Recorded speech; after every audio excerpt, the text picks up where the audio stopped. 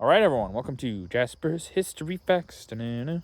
Today is September the 25th, and on this day, in 1066, the Battle of Stamford Bridge ends in a Briton victory. So, the Battle of Stamford Bridge is probably the second most important battle in 1066 for the English. The most important is the Battle of Hastings, which happens a few months from now. But if William the Conqueror never invaded England, like he ended up, this would probably be the most important battle of English history, or at least one of them. This battle is between the King of England, so Harold Godwinson, and the Earl of Northumbria, as well as the King of Norway, Harold Hardrada. Harold is kind of one of those famed what-if leaders sometimes. He's definitely remembered very well for being the last great Viking king. Obviously, there are many other Norse kings that are still very, very great, but in terms of the Viking age, you could say he's probably the last.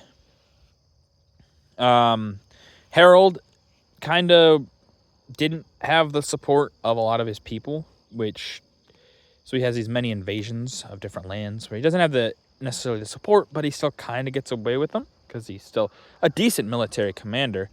But he met his match in Harold Godwinson. Harold Godwinson is a pretty smart military commander. Sadly, he just didn't rule long enough for us to really know how great of a king he could have been for England. But this battle shows his military expertise on the field. He was able to defeat, obviously, the Norse. They invaded with the help of an earl, or the Earl of Northumbria. It's a pretty big deal. It's actually where the Earl of Northumbria as well as Harold both die. They both die on this battlefield.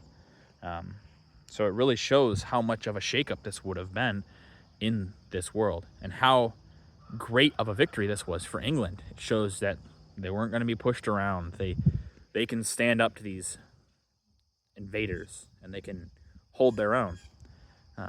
But sadly, obviously, the Battle of Hastings happens only literally a month after.